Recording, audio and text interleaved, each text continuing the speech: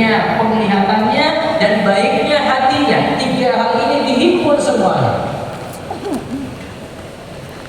Makanya Allah Subhanahu wa taala katakan, "Innas sam'a wal basara wal fuada kullu ulaika kana anhu mas'ula." Sesungguhnya pendengaran, penglihatan, hati, tiga tadi ya, pendengaran, penglihatan, hati, yang tadi kita sebut itu. Tanda kebahagiaan dengan sempurnanya tiga ini. Sesungguhnya pendengaran, penglihatan, hati, semuanya itu akan dimintai pertanggungjawaban oleh Allah. Baiknya tiga hal ini kita selamat, rusaknya tiga hal ini kita sengsara. Dan Imam Bukhari tegaskan dalam kitab dari Sa'adah, kebahagiaan manusia adalah dengan baiknya tiga hal: pendengarannya, penglihatannya, dan hatinya. Kesengsaraan manusia karena rusaknya tiga hal tersebut. Nah, ini pembahasan pertama tadi tentang masalah hati. Imam Bukhari sempurnakan lagi dengan pembahasan pendengaran dan penglihatan. Sekarang kita lihat bahasan yang kedua, manusia terbagi menjadi tiga golongan. Nah, coba dibaca.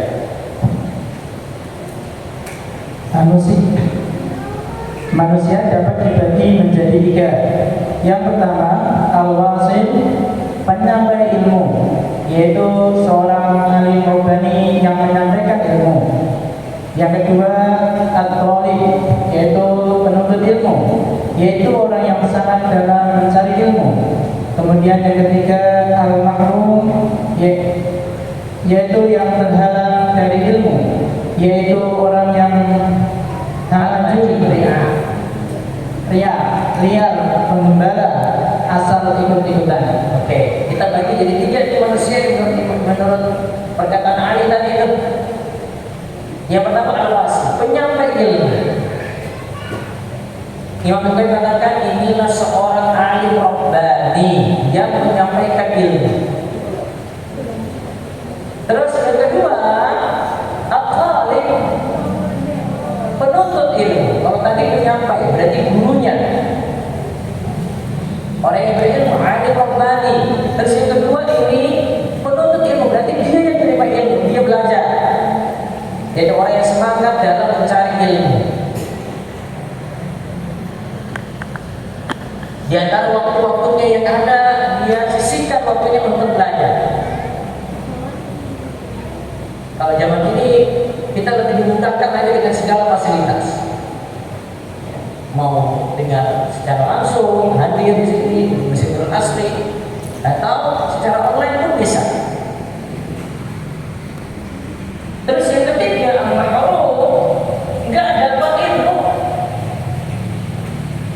Akhirnya dia jadi orang yang apa? Asal ikut-ikutan, mau dibawa kemana dia ikut ke situ. Dari tiga golongan ini, ya mas kalian, dari tiga golongan ini, kita disuruh pilih yang mana di antara tiga ini?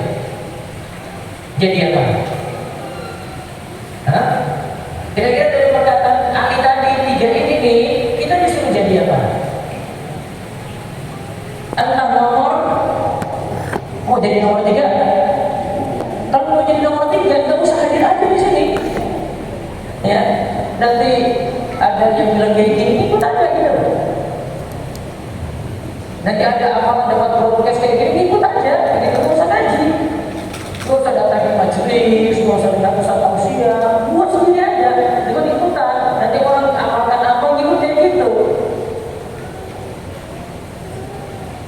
Dan mohon maaf nih, tipenya sebagai orang kita tuh kayak gitu tuh.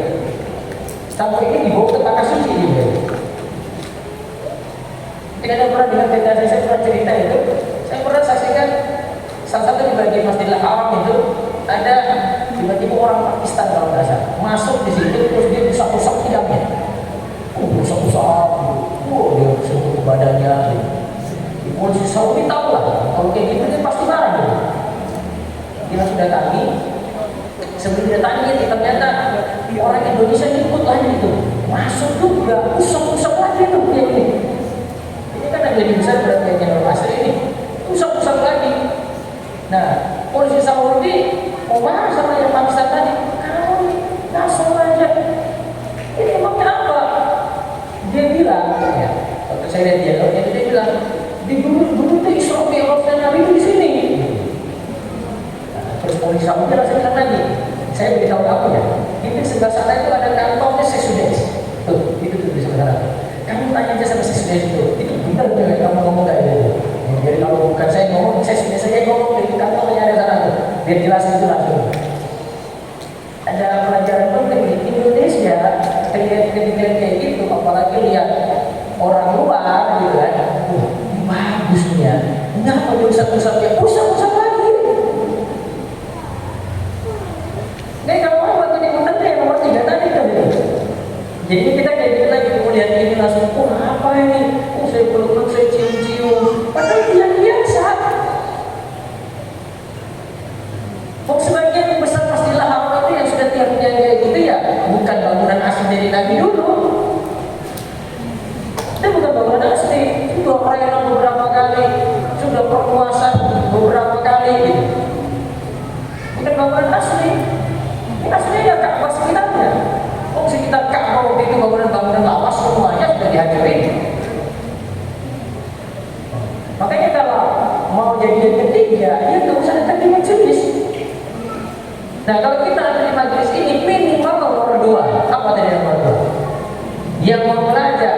Ya, kalau enggak dia serius lagi belajar lagi, dia dalam ilmu lebih dalam, dia dalam kayak dia jadi nomor yang pertama, al-wasil.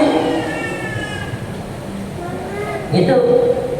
Jadi perkataan Ali di sini menunjukkan kalau kamu tidak bisa jadi orang yang menyampaikan ilmu, minimal engkau jadi orang yang belajar.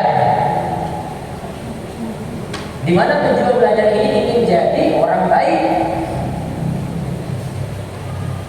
Nah, mengenai yang pertama di sini, Imam Al-Qayyim katakan al-alim rabbani. Istilahnya al-alim rabbani. Terus Imam Al-Qayyim katakan ini, wa lam yusawwar alim bi kauni rabbaniyan hatta yakuna 'amilan bi ilmihi mu'alliman lahu. Seorang yang disebut berilmu yang disifati rabbani bila dia satu mengamalkan ilmu. Ketika dia belajar, dia amalkan ilmu dan dia ajarkan ilmu pada orang lain. Jadi 3 sifat ya. Apa tadi satu? Dia belajar betul. Yang kedua apa?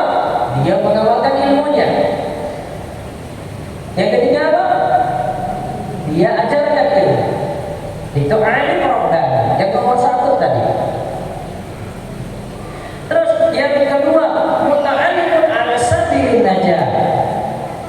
Orang yang kedua itu orang yang belajar dengan menempuh jalan yang selamat. Ada 3 sifat di sini kata Imam Qayyim untuk orang nomor 2 ini, yaitu al-mukhlis fi ta'allumihi. Dia ikhlas ketika belajar. Di antara tanda ikhlas itu Bapak Ibu sekalian, tanda ikhlas itu kita mengangkat kebodohan, menghilangkan kebodohan diri kita. Itu dulu. Lalu menghilangkan kebodohan orang lain. Artinya kita ingin diri kita jadi lebih baik, punya ilmu. Kita ingin juga orang lain punya ilmu sama dengan kita.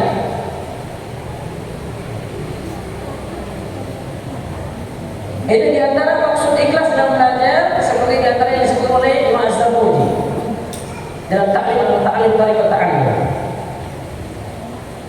Kita hilangkan kebodohan diri kita, terus kita hilangkan kebodohan orang lain. Tapi prioritas diri kita dulu. Ingat, namanya kebaikan itu diri sendiri dulu. Ini yang pertama, sifat yang pertama, yang golongan yang kedua tadi. Terus yang kedua, al-muta'allimu ma yanfa'uhu, belajar yang bermanfaat, belajar ilmu yang manfaat. Nah, jadi untuk belajar ilmu hitam, dia bukan belajar untuk ilmu yang menyusahkan orang, dia bukan belajar ilmu-ilmu yang masalah dalam muamalah, bukan. Bagaimana trik supaya dapat cuan cepat,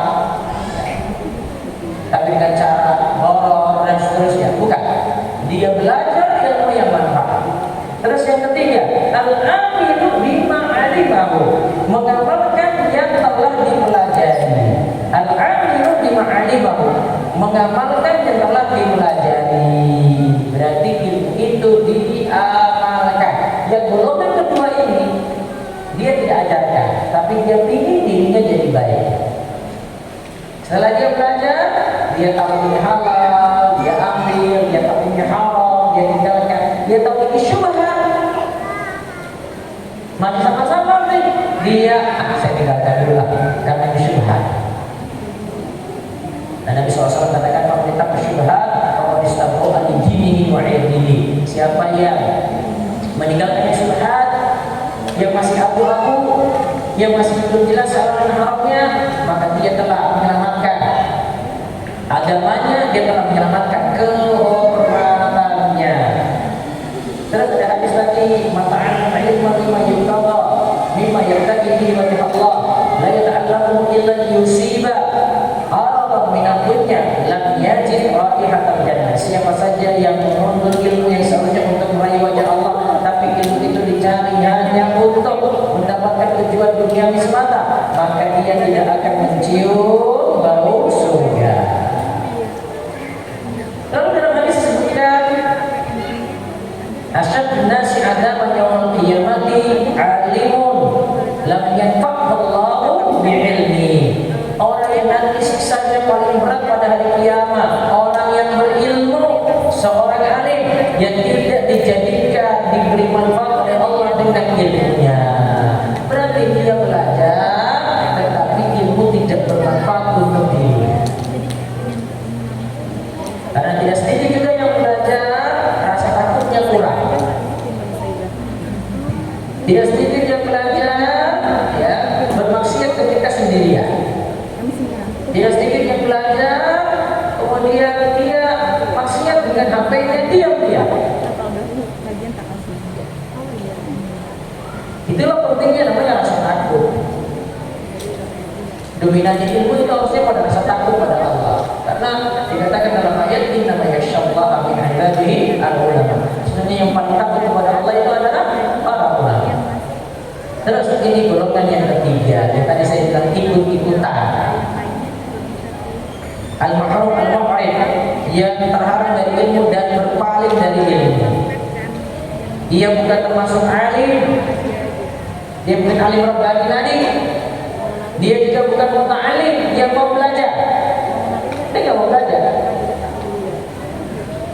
Dia termasuk golongan yang bodoh. Manusia jenis ini sifatnya itu, yang pertama, seperti lalat liar yang sering hingga pada domba. Artinya dia tak punya jalan hidup yang jelas. Yang kedua, dia asal ikut suara burung itu berasal, atau asal ikut pengembala membawanya, atau asal ikut kemana arah angin bertiup. Artinya hidupnya hanya ikut-ikutan. Dan dikatakan hidupnya tidak jelas. Orang itu biasanya hidupnya tidak jelas, sudah tahu jalan tujuannya, mau kemana. Oh, saya mau ke utara, mau ke Menjadi. Kalau itu jelas, sudah ada tujuan. Saya mau rutenya di sana. Ini ditanya, mas pakai motor kemana mas? Wah, nggak tahu mau kemana ini. Orang nggak jelas. Sifat yang kedua, ikut-ikutan. Si A pertama datang ikut, si B datang ikut. Oh ini asli ini badan nih, ikut lagi.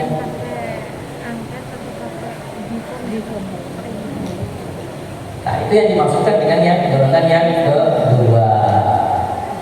Nah sekarang kita beralih, langsung lihat halaman 17. Kita masuk perbandingan ilmu dan harta.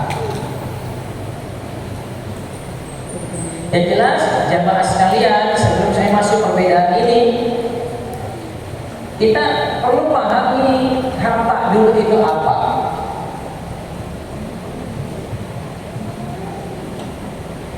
Secara bahasa harta atau dalam bahasa Arabnya al-mal, itu berarti segala sesuatu yang dimiliki manusia. Segala sesuatu yang dimiliki manusia. Saya punya HP ini, dan ini harta saya. Saya punya tab, itu berarti harta saya. Saya miliki buku, itu berarti harta saya. Al-mal namanya. Tetapi kalau kita pas dalam istilah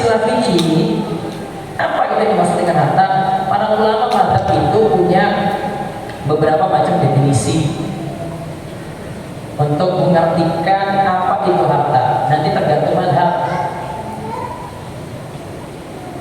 Misalnya kalau dalam mazhab Hambali, harta adalah sesuatu yang bermanfaat secara mutlak dalam suatu keadaan, harus dapat dimiliki juga harta tersebut. Kalau dalam mazhab Syafi'i menekankan harta itu sesuatu yang siap dimanfaatkan. Dia memulai ditukar, dapat dijual, dan orang yang rusaknya wajib ganti. Sesuatu yang tidak bernilai atau biasanya dibuang gak masuk harta lagi. Nah, kalau kita melihat kesimpulannya yang saya sebut dari 4 mazhab yang ada, menurut para ulama fikih, harta itu mereka tekankan pada manfaatnya, kepemilikannya ada, nilai tukarnya ada. Jadi sesuatu yang punya manfaat bisa dimiliki dan punya nilai tukar.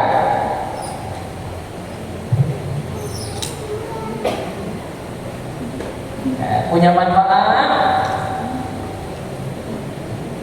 terus bisa dimiliki, mempunyai nilai tukar. Kalau dinilai kan itu bisa, oh ini sekian nih.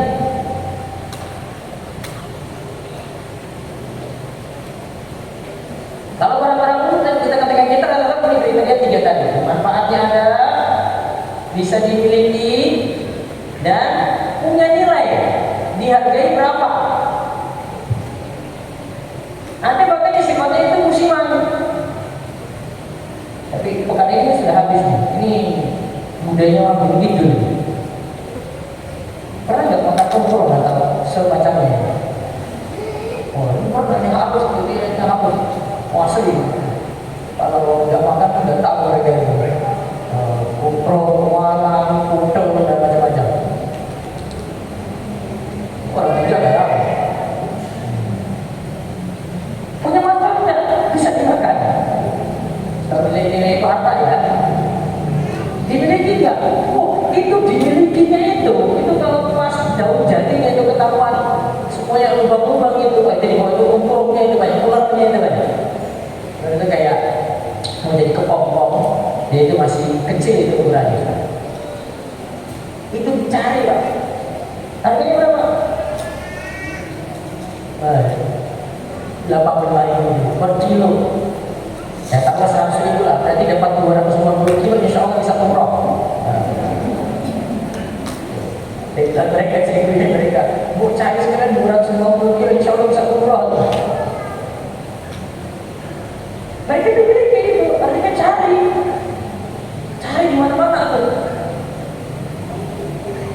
Bahkan carinya itu bukan sendirian, cari sama RT, tapi RT jalan bareng-bareng gitu.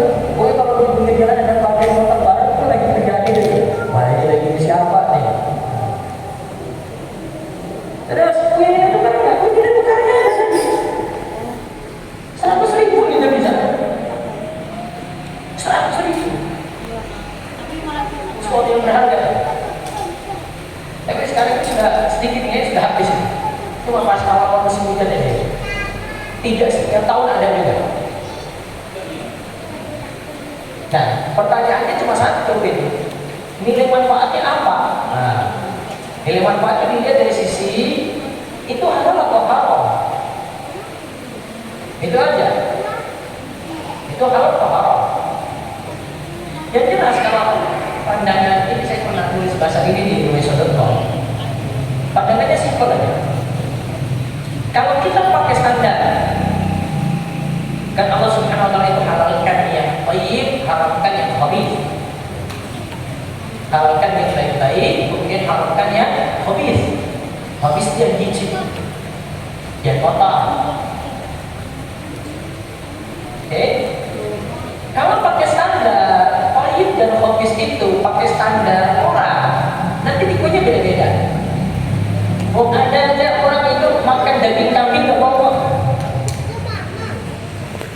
dikasih tempe, wah, Masya Allah, wow.